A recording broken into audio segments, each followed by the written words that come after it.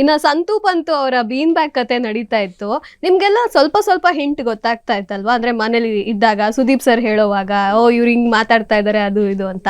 But ಹೊರಗಡೆ ಬಂದ episodes ನೋಡಿದ್ದೀರಾ ಏನೇನ್ ಮಾತಾಡಿರ್ಬೋದು ಅಂತ?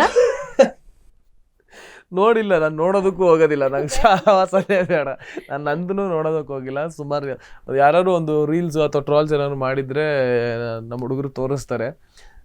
ನಂಗೆ ಅದು ಬೇಡ, ಅದು ಗೇಮ್ಗೋಸ್ಕರ ಮಾತಾಡ್ತಾರೆ.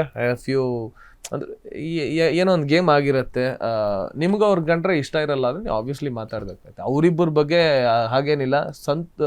ತುಕಾಲಿ ಅಂತೂ ಓಪನ್ ಆಗಿ ಹೇಳ್ಕೊತ ಇದ್ದ ಬಂದು, ಹೌದು ನಾನು ಮಾತಾಡ್ತಾ ಇದ್ದೀನಿ, ಏನು ಇವಾಗ ನೀವು ಹೇಳ್ಕೊಳ್ಳಲ್ಲ, ನಾನು ಹೇಳ್ಕೊತ ಇದ್ದೀನಿ, ನೀವು ಮಾತಾಡ್ತೀರಾ, ನೀವು ಹೇಳಲ್ಲ, ಬಟ್ ನಾನು ಹೇಳ್ತಾ ಇದ್ದೀನಿ ಅಂತ ಆರಾಮಾಗಿ ಮಾತಾಡ್ತಿದ್ದ, ಧೈರ್ಯವಾಗಿ ಮಾತಾಡ್ತಿದ್ದ, ತುಂಬ ಸ್ಟ್ರಾಟಜಿ ಮಾಡ್ತಿದ್ದ. ಕೊನೆಯಲ್ಲಿ ಸುದೀಪ್ ಸರ್ ಹೇಳಿದ್ರು, ನೀವು ಡೈರೆಕ್ಟ್ರ್ ಕಣ್ರಿ ಅಂತ ಹೇಳ್ತಿದ್ರು. ಆ್ಯಂಡ್ ಚೆನ್ನಾಗಿ ಗೇಮ್ ಪ್ಲ್ಯಾನ್ ಮಾಡ್ತಾ ಇದ್ದ.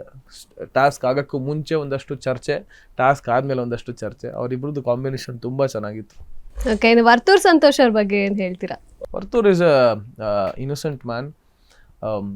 ಮಾತು ನೇರವಾಗಿ ಆಡ್ತಾರೆ, ಯಾವುದನ್ನು ಮನಸ್ಸಲ್ಲಿ ಇಟ್ಕೊಳ್ಳಲ್ಲ, ಅವ್ರ ಮನಸ್ಸಲ್ಲಿ ಕಲ್ಮಶ ಇಲ್ಲ, ಸುಳ್ಳು ಹೇಳಲ್ಲ, ಏನಾದರೂ ಹೇಳಬೇಕಂದ್ರೆ ಡೈರೆಕ್ಟಾಗಿ ಹೇಳ್ತಾರೆ.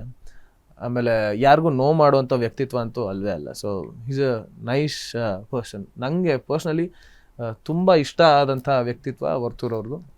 ಎಲ್ಲ big boss game is all about personality, so his personality is apt for that.